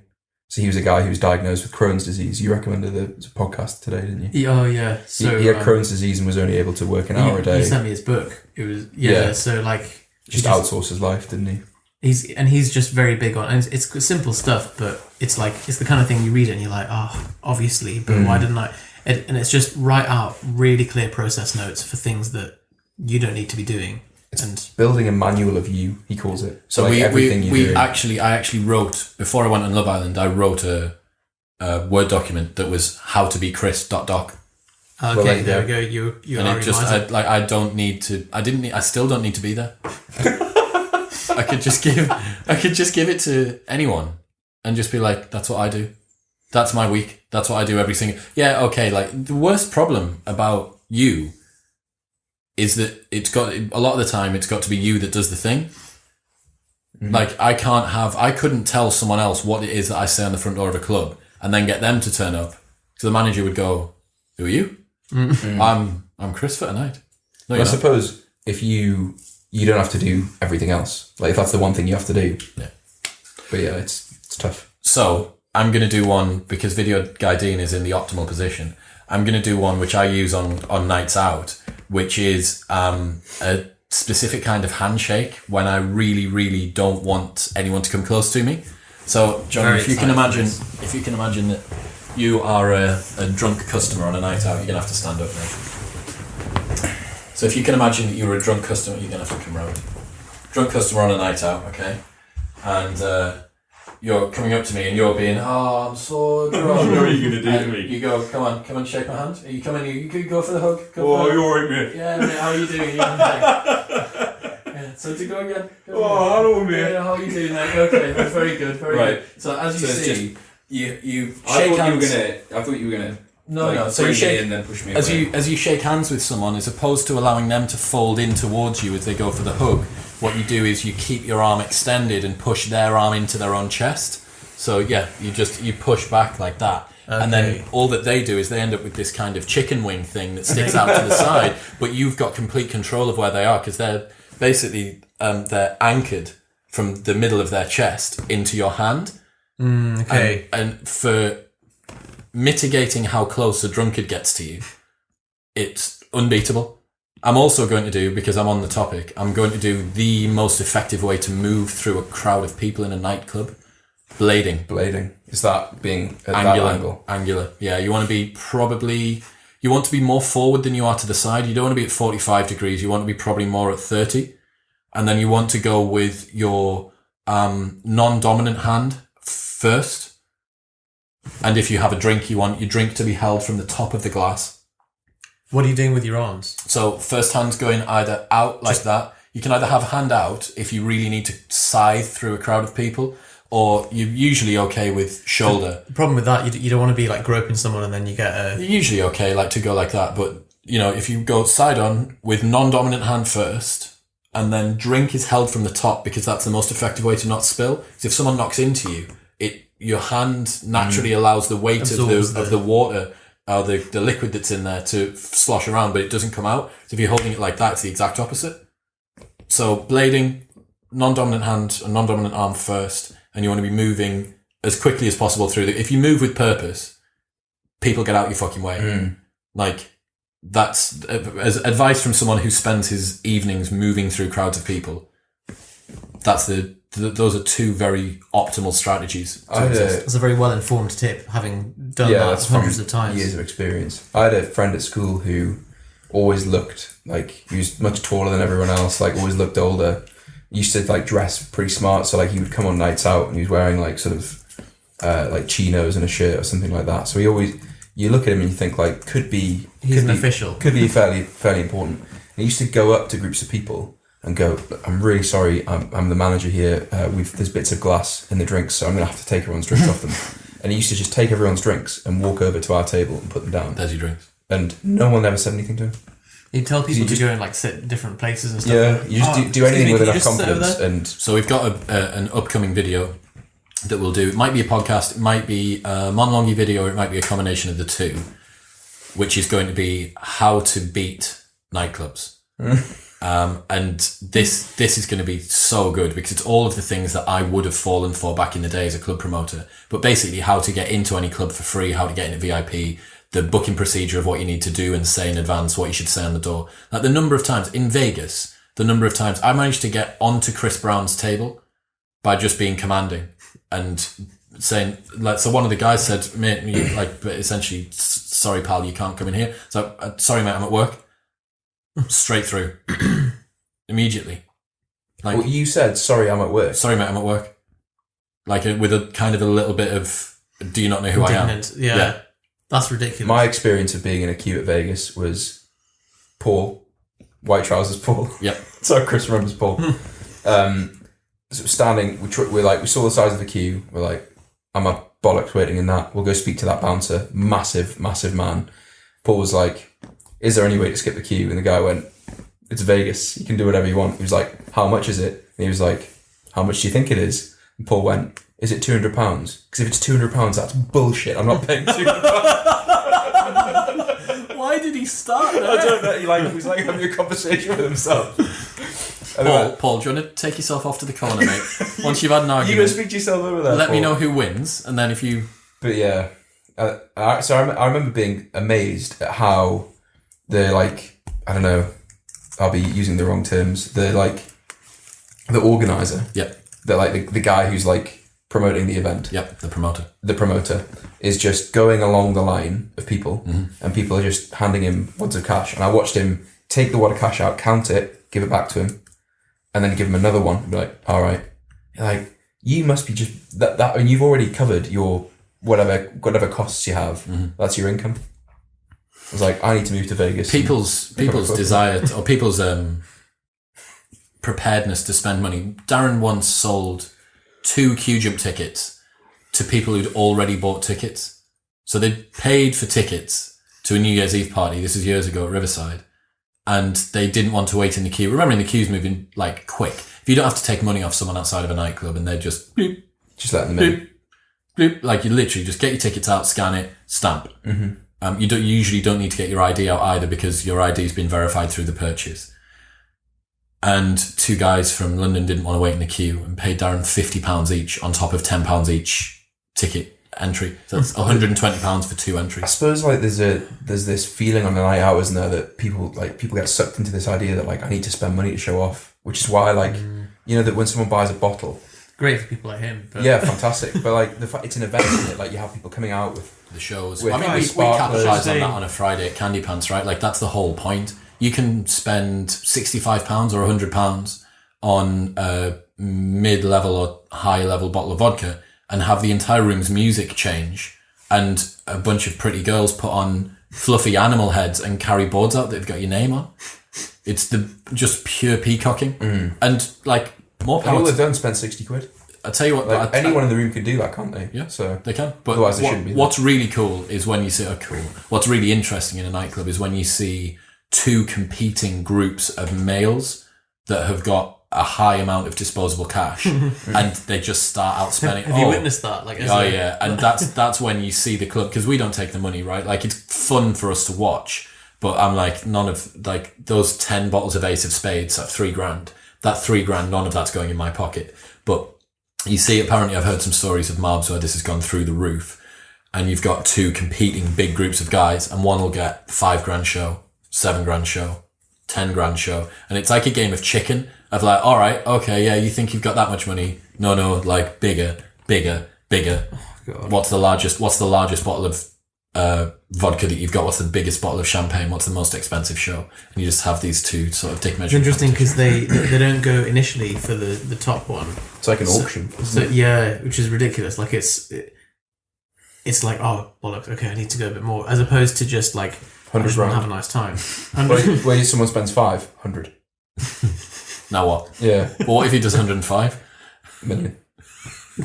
That's maybe. million. I suppose there'll be something that they just can't cater for. It's like, I want to spend 500 grand, so I'm sorry, we don't have. Can't take we haven't that got amount of anything for money. you. Like apart from just scaling the volume. Since that happens once, you're like, I'm gonna stock one bottle of really good stuff just in case. So here's the thing with that. So But then you get a bidding. You're like, oh, shit, Tup Tup Palace had a 5 litre bottle of Ace of Spades, I think, which is, I want to say, 20 grand. Jesus. But the problem is, you've got 20 grand of your business tied up in one fucking bottle. Yeah. Like that's Yeah. 20 grand of money tied up in that. just in case some big Yeah. dick comes to. And you're Like like, you need to sell it just to pay. you you think, back oh well, for the liquidity this month's a little bit tight, and you're eyeing up this fucking 20 grand liability that's just sat there. Because you can't even like sell it in a rush either. You can't be like, Oh, we'll sell it for 18 I this suppose week. the problem is Yeah. selling it at all, isn't it? It went in the end. Really? Yeah, it went in the end. Someone did it. To what, 50 cent or something? No, I don't think he paid for any of his drinks when he was there. Can you believe the 50 cents being a Tup Palace? and didn't pay for his drinks. That's the primary driver that. I should be a rapper. Get free drinks. I don't even drink. I think if you were really consistent and serious enough about it, you could get to the point of being a rapper. It would all be facetious, obviously, but If it just you could just Alfred your way to being a rapper if you like, right, okay, this is single-minded goal, do an impact map, set up an Evernote, just go all the way to rapper. Get coaching. Get coaching, outsource your lyric writing, Find a course on OSEND. find a course to like get a haircut and all that but stuff. you'd still have to be putting out daily videos, wouldn't you? You have to get video on man rapping. Dean of you rapping. Yeah, we'll have to Like, yo, get Dean to help. Scooby on the mic. Scooby on the mic. I'm gonna throw another one in here because we're talking about nights out, and this one kind of jumps in with the right amount. So, when you're on a night out and you're drunk, but you can't work out how drunk you are, it's very difficult. Like you think, oh, how much have I had to drink? Like, I feel quite wrecked, but reflectively in that moment, it's actually quite hard. So the best approach for that is try and work out if you can remember things that have happened recently in the night. Then eventually you get really good at improving your memory while you're drunk. No, that's not what happened. Not in my Build a experience. compensatory mechanism. Yeah, that's not what happens in my experience. If you try and remember what's recently happened when you're drunk and you can't remember it, what that means is you're probably not going to be able to remember what's happening right now. And if you know that level of memory loss equates to too much alcohol has been consumed. And not having a good time, if you can't remember it, then What's the point? yeah, exactly. GoPro. There you go. So it's a bit of a philosophical point that if you can't remember having a good time, was it still a good time? So Is it Darren worth Brown doing? talks about that. Oh, okay. Remembered self and experienced I'll self. have to read the book. I always go to the toilet. You want to go to the toilet? I always go to the toilet when I'm thinking like how much I've had to drink. Because if you go to the toilet It's quiet. There's and you try and have a wee, standing in a pool of wee. there's a moment of like, weeing all over the floor. okay, like That's a good point, because that's like base camp. yeah, like I've weed before, weed plenty of times before. Yeah. So I know how this should feel. I'm by myself. There's no loud music. Like there's someone trying to offer me aftershave and stuff like that.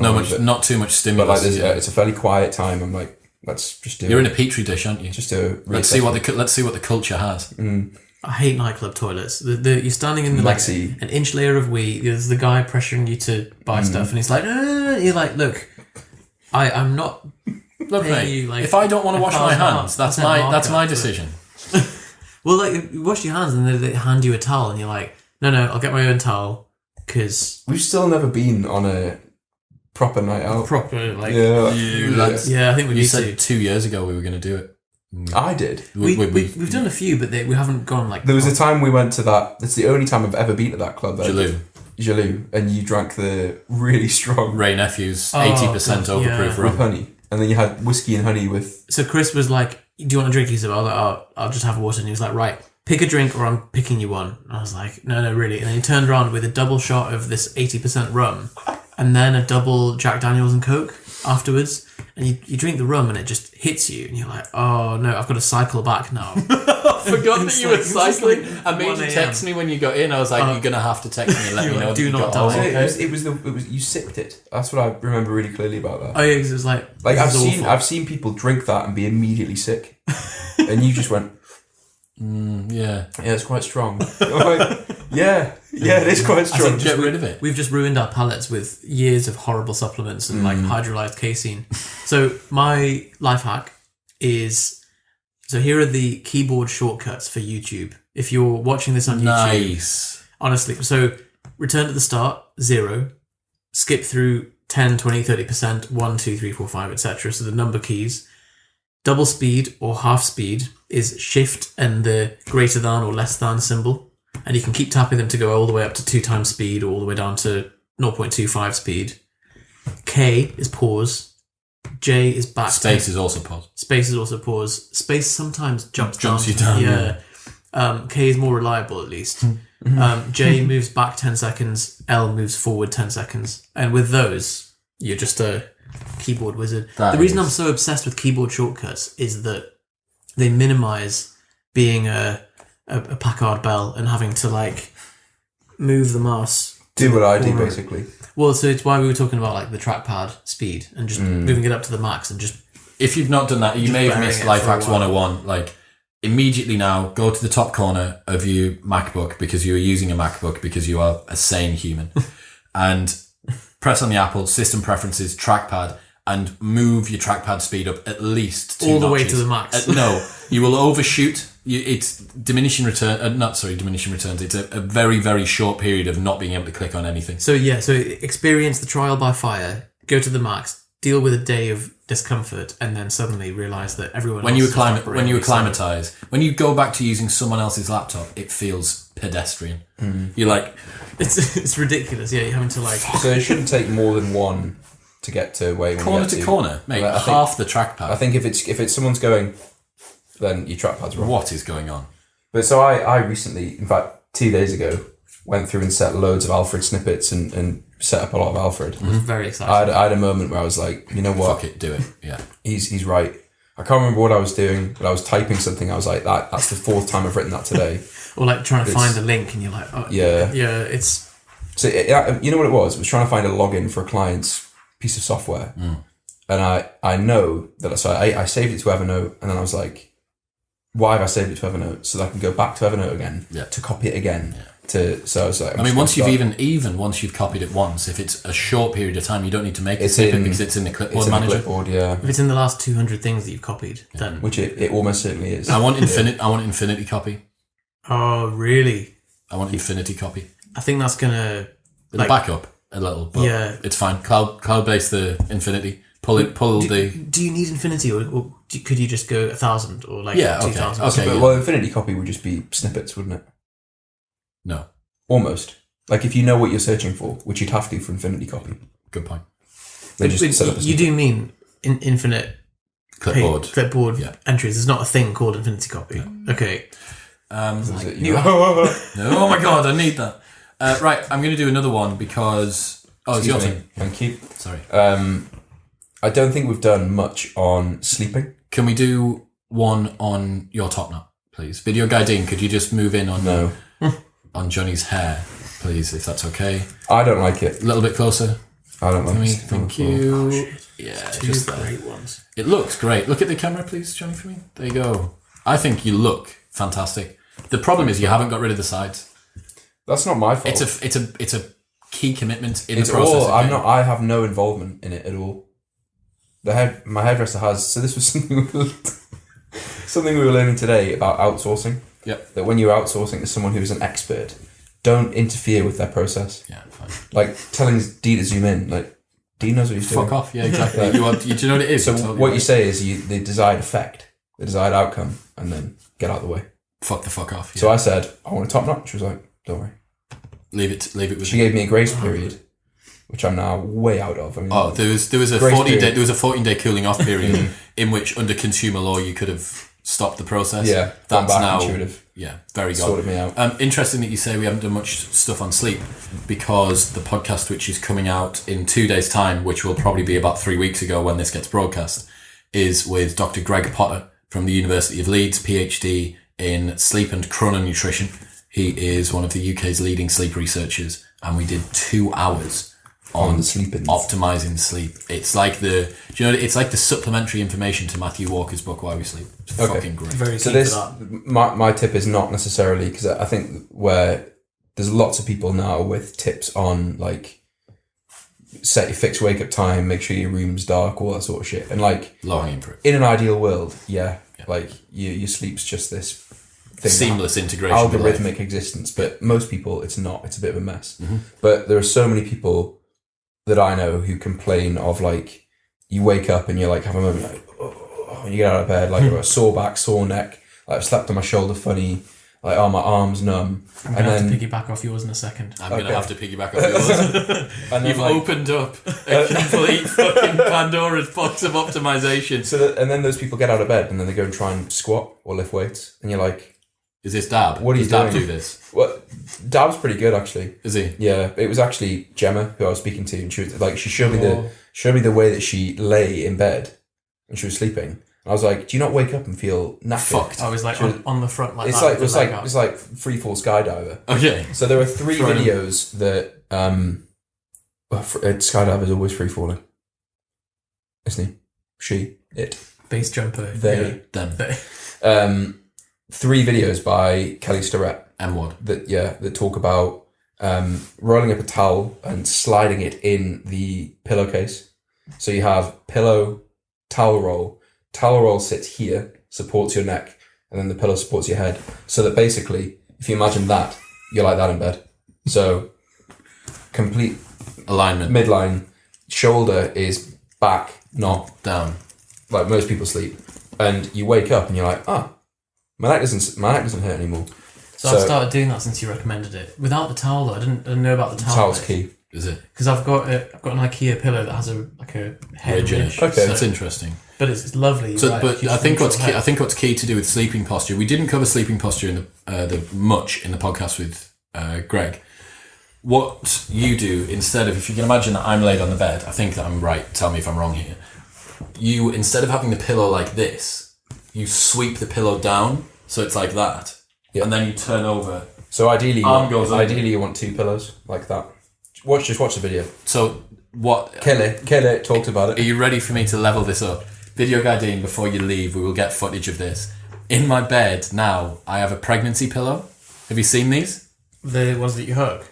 Have you seen? It's a big U. It's a huge U shape. Okay. Oh yeah, I have seen them. So You bought one. all that is something for you to hook in between your legs on either side, something for you to hook under your arm on either side, and then you just take the arm out and roll and go under, and it's always between your legs. So I am the most single man in the world. I have a king-size bed, and there's no spare room in it. So you know what? Like, okay, we really have opened up the full box here. Fucking hell. So Becca, my girlfriend, was having a conversation with some people at her work about what size beds people sleep in. Yep. because someone had said to her that a double bed is sufficient for a couple, which is absolute horseshit. Like, totally agree. Like, I'm not a large man, and I still because no one like gets in bed and does that, and it requires no extra room. Like you move around, and you need enough room to have like your own space in a bed. Like, when did you last sleep on a single bed? Oh, they're tiny. It's awful. Unbelievable. You fall off. And What's the statistic about what 2 single beds put together are? It's a Super King, I believe. So so my bed, which I paid £600 for the mattress, just the mattress from Eve, which is a king, is still not as big as a single bed. Maybe a king is 2 singles. I don't know. Right. Okay, but in that region. So what you're saying is that a single bed gives one person more room than a king bed gives 2. So now, obviously, you can cut into each other's space and overlap more effectively. Yeah. But the effective point that you're saying is, if you're anything under what's one down from a king, like a queen, it's basically like in the gulag. So and then above a Super King, which is so annoying. I have a Super King. The Eve mattress do a 7 foot by 7 foot bed. That's a cloud. Big square. That's sleeping in a cloud, isn't it? That means that you could do a forward roll and you still be in the bed. Not fall off the bed. Yeah. But one of the problems what was your hack? So the head thing. The head thing, and then so there's basically 3 videos that Kelly talks about sleeping. So one is assessing the firmness of your mattress. So one of the tests is lie on your back, and what most people do is they default into extension, and so they bend one leg. So if you lie on your mattress and immediately bend one leg, you'll probably wake up with a sore lower back in the morning. Is a pretty good test. So you want to be able to almost sit in a dish. This is all according to him. Yeah. The other one is either having, so if you can't get out of that position, you can't buy a new mattress, pillow under your hamstrings, or like you were saying, pillow, if you're lying on your side, pillow between your legs. And then the other one is that one. Should we, because we've got onto being an extension in bed, should we discuss what we were talking about just before the podcast began, Scob, which is we're referring to. Well, I'll let you take it away. Okay. Well, just before we do, so this was the piggyback on Johnny's Johnny's sleeping one. So, as unpopular as it's been with my girlfriend, I've started sleeping on the floor recently. Has she slept on the floor yet? Yeah, once. Oh, so you've broken her. It was nearly a deal breaker. You've broken her. Oh, she threatened to break up with you. Yeah, I she was saying, genuinely really upset about it. I know you want to do this, but for God's sake, you're going to lose your relationship. Don't jeopardize your relationship. Yeah, I didn't realise it was that much of an issue, but it really was. Yeah, so I got a mattress topper, which was basically, the reason behind that is to protect the joints from the direct impact with the floor. But the idea is that when you sleep on a very soft mattress, you sink in, and there's no impetus to relax, and so it's very easy to maintain that tension when you're sleeping.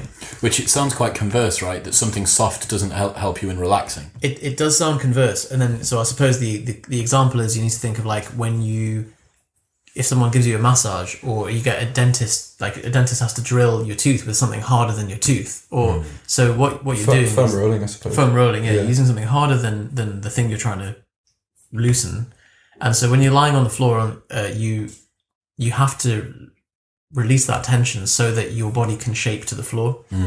And so the idea is you do that, and it's more in line with how tribal populations sleep, and they have a much lower incidence of musculoskeletal injury and postural problems. Now, yeah, of course, like we do so many other bad movement habits that also probably contribute to that, but we sleep and this was Johnny's thing to me. It was like, you spend a third of your life sleeping, so it makes sense to spend the most money on your bed, followed by the things that you constantly have on you, and workstation. Yeah. So I've been doing it for a month so far, 5-6 weeks. I wake up before my alarm every day now. I get out of bed not feeling stiff. And the only downside is like you've got a long way to get up. Like as soon as you wake up, you're like, you can't just. You've got to do a burpee. Yeah, you got to do a burpee. You can't just swing your legs around. Do you get hands and knees and then stand up from there, or do you? I do double backflip and then. Right. But it's. And you don't step because you lose a point, don't you? Yeah. So sometimes I do a single if it's like a rough day or whatever. But like, yeah, I don't know how I physically get up, but I think I would roll over hands and knees and stand up. I think that's also the way that I would do it. I'd want to stand up on the mattress topper. I wouldn't want to go on a bare floor. Yeah. That's savage. I'm not a fucking Yeah, animal. we're not barbarians. Yeah. But So you're liking it then? liking it so far. I'm going to do a Interesting. video on it and like cover the full. And you've also gained 10 kilos of muscle, lost 5 kilos of fat. Yeah, it's all Solved world Probably hunger. Can we talk about the extension in bed? We'll finish on this. What was the It's a girl. but what was the context for it? It was just, it's bad form. I was cracking Johnny's back. Yep. Johnny said I look like someone who's You look like a female who's got poor mobility and is enjoying being penetrated from behind. Or a dog having a poo. Or a dog having a poo. Yeah. Those are the two things you And I look mean, like. when as a woman in a particular sexual position, you can be equated to a dog having a poo. There should be some alarm bells going. But so it's inefficient because you're when Can you example for the people that are watching for me, please? not on YouTube. I can't. Yes, you can. There's a certain. There's a lower limit. I think we're hitting the lower limit, but going into flexion, so lumbar flexion, tucking the belly Pelvis under. So the arched back on all fours. Females on Yeah, all round fours. back. How would Kit Lachlan say it? Arch the back, Tuck the tail. tuck the tail underneath. It's a great yoga position, but you're moving your vagina away from whoever's trying to get in. So, like animals will all go into extension. It's like it's the natural thing, but I think we've overridden that as humans, and so. Well, I mean, the solution, obviously, it is poor mobility, and so one of the solutions people do is they put a pillow underneath if a woman is lying on her back, but it is from a guy's perspective as well. Women presumably won't know this. You don't see sex from a guy's perspective, but to see a girl in flexion on all fours is one of the least attractive sights known to man. We just think like needs Romwad. You do. You need to spend a little bit more time in puppy dog, because if you spend Don't we all? no hands down, chin up and through. So extension, girls, when you're on all fours. The reason I didn't do it is because I know that Dean's going to make it the thumbnail of the video. me just on the couch in between in full spinal 4K, slow-mo, 3D, Oculus. Yeah, I was like, But you know, we talk about leaving the world a better place. That would just That would be a real better place. That would be leaving this podcast better than when you found it. and the way Johnny uses Alfred so efficiently in this one single domain, which is he's got a bank of pictures of me in ridiculous situations that will just get fired out. Fine. Well, that could have been added to the library, so you protected yourself there. Thank you very much for watching. I did some good photos. I'm happy to sell them to anyone who wants them. good ones. Yeah. We could do an OnlyFans. Have you heard of OnlyFans? So OnlyFans it's like legal softcore porn for girls that need money for Instagram. Okay. So you know the girls that like upload photos that are like really, really suggestive. Mm-hmm. You can get the uncensored ones on OnlyFans. What's it? And you get like a monthly subscription. Yeah, for pretty much. Yeah, and you can pay to chat with them as well and stuff like that. Okay. So yeah, Step away from cam girl, right? yeah, one step down from fucking yourself on camera, essentially. Got one bonus tip just before we go. Throw it in. So I bought a blender recently. Been making a lot of smoothies. Parma violets in any smoothie is incredible. When you say Parma violets, describe exactly what they look like to me. They look like big purple tablets. Right, so it's exactly what I thought They they taste were. like flour. Yeah. Yeah, so they look like erythrocytes, like just like a big purple red blood cell, like the donut thing. And Medicine is slowly seeping into your life, and you don't even Unable realise to it's operate happening. without it Yeah. happening, aren't you? so Parma violets, fresh mint and pineapple. Best drink I've ever had. So What's the that, macros on that that? ice cream? Just 100. The ice cream you gave us the other evening, like I rum would and lemon? never have picked that. Like Really? never. They've discontinued it and I was so upset. It's beautiful. What, since we bought it? Lemon, Yeah. lemon, rum and mint. Lime, rum and mint, yeah. Lime. Yeah. Tesco's Fantastic. finest. Brilliant. I was blown away. Really, really nice. Because I had little bits of like Raisins? honeyed lime or It's something. the good. last time any of us are ever going to have it, unfortunately. Well, we what a finished way it for it to go. Yeah, true. I mean, Well, it's now going to exist on the internet forever. Yeah, It is. Tesco, if you're watching, Sort it out. Bring it back, for God's sake. Right, thank you very much for listening. I have got more life hacks on my screen than ones I've gone through today. So 106 we'll probably try and get done soon. Life fails needs to be done. I think we've got at least another 5 to 10 life hacks episodes before we're all out. I don't think we're ever going to be all out. Because they always build, don't they? They keep coming up, yeah. The Like, two of mine were books that I've read in the last month. Yeah. So. Oh, God. Do you know what I mean? Yeah. I think if you have any life hacks that you think that we should feature, fire them in the comments below. If you're on YouTube, head to YouTube. If you're not, and please subscribe. If you have a good Philips Hue setup and you think we're a bunch of idiots, if you want to argue with us about the fact that smart homes aren't for arseholes, fine. We'll argue with any of them. Like, it'd be a good discussion to have. Yeah. So fine, I'll Skype you. I'll Skype you. I'll Skype you 1v1. 1v1. I swear to God, mate, I will wreck you. What are we going to do next? What's the next one that we've got coming up? We haven't actually scheduled what the next topic's going to be. The second part of relationships. Relationships 1 or 2 we'll do moving forward. Bloody hell. Honesty, weight training. Life fails. We've done honesty. How to get strong. No, how to get strong, yeah, you want to do. Okay. Have you seen the CrossFit Games have now removed regionals? I saw something about that today. Chalk talk, yeah. Why? I'm not really too sure. They're going to basically have kind of like 2 opens, it looks like, to kind of spread the net a little wider. And I don't really understand, if I'm honest, but there's a lot of... Well, so you go open then, like, elite open? Second open. Yeah, so it's online qualifier again, basically. So it allows more people to compete at that mid-level. Dropping their overhead, aren't they? Bastards. Dropping Not that overhead. No. Anyway, overhead that sits on your P&L. Thanks very much. Make sure that you press subscribe. Please give me a 5-star rating if you're on iTunes or Spotify. Check out Propio Fitness Dean. We'll make it appear here and here and here and here and here. Okay, bye then. Thank you. Okay, bye then.